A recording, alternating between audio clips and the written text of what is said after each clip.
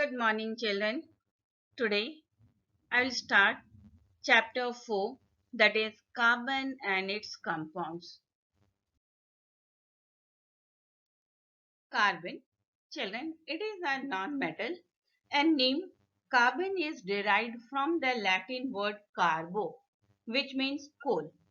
And the name for carbon is given because carbon is one of the important constituent of coal. The atomic number of carbon is 6, mass number 12, and its valency is 4. Occurrence. Children, the amount of carbon present in the Earth's crust and atmosphere is very small, even though it is one of the important elements in our life. Earth's crust contains only 0.02% carbon in the form of minerals like carbonates, coal and petroleum, etc. In the atmosphere, dear children, carbon is present in the form of carbon dioxide whose percentage is only 0.03%. Other than these two, all living things, plants and animals are made up of carbon-based compounds which are called organic compounds. So children, the chemistry, it has three branches: physical chemistry, inorganic chemistry and organic chemistry. Under the organic chemistry, we deal only the carbon and its compounds. So it is for you to surprise why carbon alone with its compound be studied under a separate branch of chemistry known as organic chemistry. After reading that chapter or studying that chapter, you will be aware about the separate branch of chemistry known as organic chemistry, under which we study only carbon and its compounds. As just now we have learned, all living things, plants and animals, are made up of carbon-based compounds which are called organic compounds. Here are few examples. A large number of things which we use in our daily life are made up of carbon compounds. Our food materials like grains, pulses, fruits, vegetable, etc. are carbon compounds. The materials like cotton, silk, wool, nylon and polyester are also carbon compounds. The fuels like wood, coal, kerosene, LPG, CNG, petrol, diesel, which we use for cooking food and running vehicles, are carbon compounds. And hence, it is clear from all these examples that carbon element plays a very important role in our daily life. Dear children, carbon always forms covalent bonds.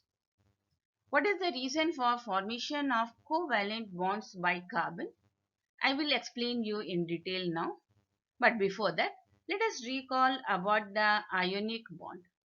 The ionic bonds are always formed between the positively charged ion known as cation and negatively charged ions known as anions.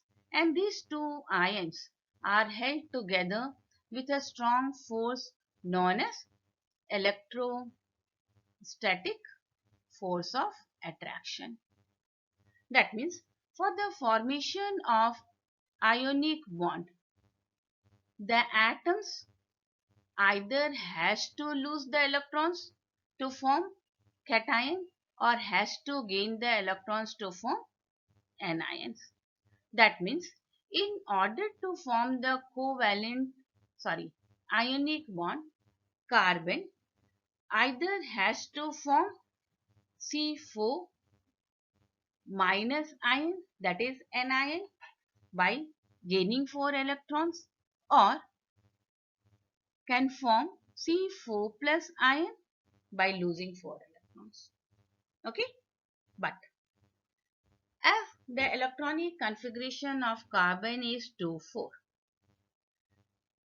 as it has 4 electrons in its outermost shell and needs to gain or lose 4 electrons to attain noble gas configuration.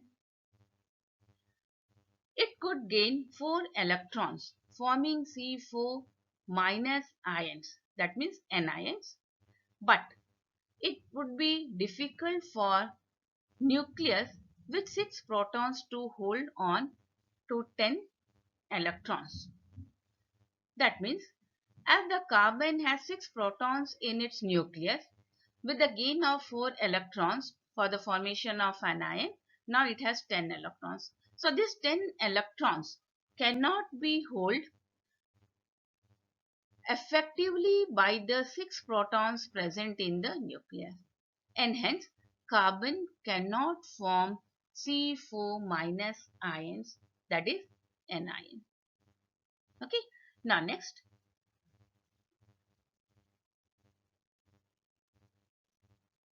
as it could lose 4 electrons for forming C4 plus ions known as cation.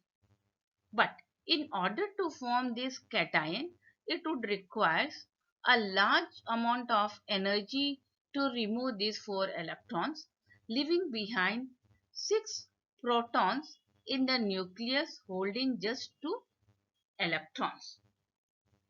That means for the formation of anion, formation of cations, now carbon has to lose 4 electrons so that it can form C4 plus ion known as cation.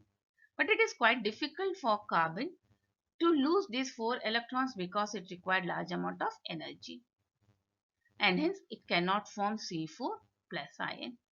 So carbon cannot be form C4 minus ion, nor it forms C4 plus ion, and hence carbon can achieve the inert gas arrangement only by sharing of electrons. Therefore, carbon always form covalent bond.